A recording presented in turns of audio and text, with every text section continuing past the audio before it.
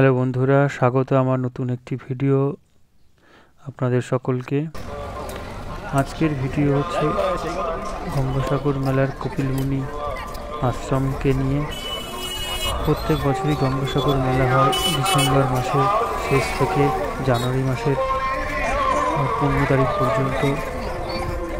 আজকে আমাদের এই ভিডিওটি গঙ্গাসাগর মেলাকে কেন্দ্র করে। আমরা গঙ্গাসাগর মেলার মেন কেন্দ্রবিন্দু কপিলমুনি আশ্রমের দিকে এগিয়ে যাচ্ছি। আমরা 2 নম্বর গেট দিয়ে, গঙ্গাসাগর থেকে 2 নম্বর গেট দিয়ে সোজা চলেছি মন্দিরের দিকে। বাম দিক এবং ডান দিকে যে দোকানগুলি দেখতে পাচ্ছি, সে দোকানগুলি স্থায়ী দোকান। এগুলো দেখছেন যে আলোকিত করা হয়েছে, এগুলো সমস্তটাই মেলা উপলক্ষে করা হয়েছে। অন্য সময় দোকানের সাইডে যে আলোগুলো দেখছেন এগুলো থাকে না। আমরা আরও আগে গেলে দেখতে পারবো যে এই মন্দিরটা কীরকম সুন্দরভাবে সাজানো হয়েছে। এবং দেখুন, এই বাম দিক ডান দিকে সমানভাবে বিভিন্ন ধরনের দোকান বসেছে। শুধু এই দিকে নয়, এখানে মোট 6টি গেট আছে। এখানে মোট 6টি গেটের মধ্যে আমি গেট নম্বর 2 দিয়ে প্রবেশ করেছি।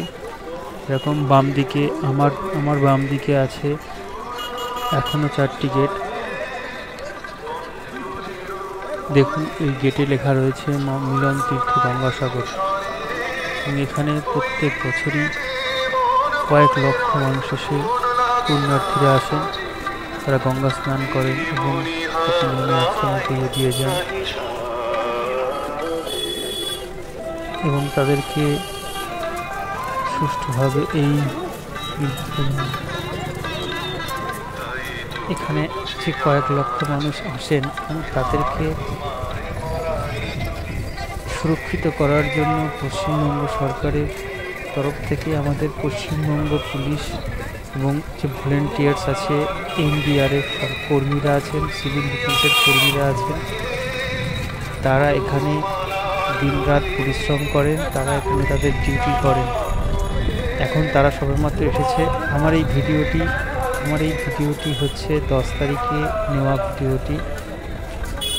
তো আপনারা দেখতে পাচ্ছেন এই মেলাটির মেন আকর্ষণ 14 তারিখ থেকে 15 তারিখ, মানে এই বছর 13 তারিখ আর 14 তারিখে পৌষ সংক্রান্তি, এই দিনকেই মূলত এই গঙ্গা স্নানটি করা হয়। বাম দিকে দেখতে পাচ্ছেন যে দোকানগুলো আছে, সেই দোকান থেকে পূজার ডালি আপনারা নিতে পারেন। নিয়ে সামনে যেই আলো জ্বলছে 3টে চূড়াসহ দেখতে পাচ্ছেন, সেটি হচ্ছে মন্দির। সেই মন্দিরের ভেতরে গিয়ে পুজো দেওয়া হয়। বাম দিকে দেখছেন পেছনে শিব ঠাকুরের সুন্দর মূর্তি আছে এখানে। এর পেছনে আছে স্থায়ী দোকানগুলো, সেখান থেকে আপনারা পুজোর থালি সংগ্রহ করতে পারেন।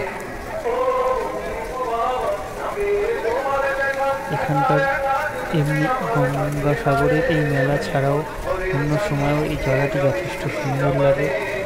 এখন তো সবথেকে বেশি আরও বেশি ভালো লাগে, কারণ এই মেলাটাকে অনেক সুন্দর করে তোলে এখানকার পরিবেশ, মেলার পরিবেশটি। দেখতে পাচ্ছেন এখানে সামনে অনেক পুলিশ কর্মীরা রয়েছেন, তারা তাদের ডিউটি করছেন এবং অনেকটা ব্যারিকেড দেওয়া রয়েছে। অন্য সময় ব্যারিকেডগুলো থাকে না, কারণ আমি নিচে আসি এবং যাই। এখানকার যে ব্যারিকেডগুলো রয়েছে দেখতে পাচ্ছেন, ব্যারিকেডটা অনেকটা এগিয়ে এসে রাখা রয়েছে শুধুমাত্র ভিড় কন্ট্রোল করার জন্য। এই সমস্তটাই করা হয়েছে মেলা উপলক্ষে। দেখতে পাচ্ছেন সামনে যে মন্দিরটা দেখতে পাচ্ছেন, এটাই হচ্ছে গঙ্গাসাগরের মন্দির, কপিলমুনির মন্দির।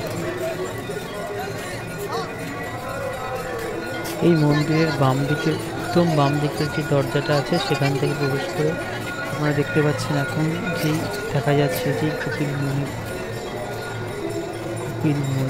মূর্তি। এখানেই পুজো দেওয়া হয়। এখানে ভেতরে সন্ন্যাসীরা আছেন, তারা পুজোটা গ্রহণ করেন এবং এখানে পুজো দেওয়া হয়। যে মূর্তিটা দেখতে পাচ্ছেন সেটাই কপিলমুনির মূর্তি, এখানেই পুজো দেওয়া হয়।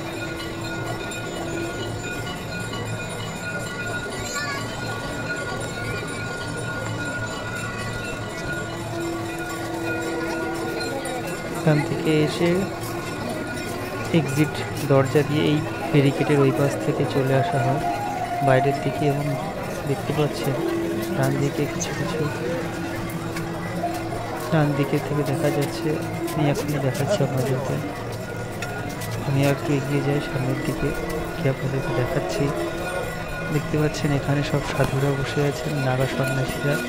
এরা এখানে পার্মানেন্ট বসে থাকেন। শীত গ্রীষ্ম বর্ষা এরা এভাবেই এদের জীবনযাপন করেন, এনারা এখানেই থাকেন। এখানে এক নয়, এখানে অনেক সন্ন্যাসীরা এরকমভাবেই জীবনযাপন করেন।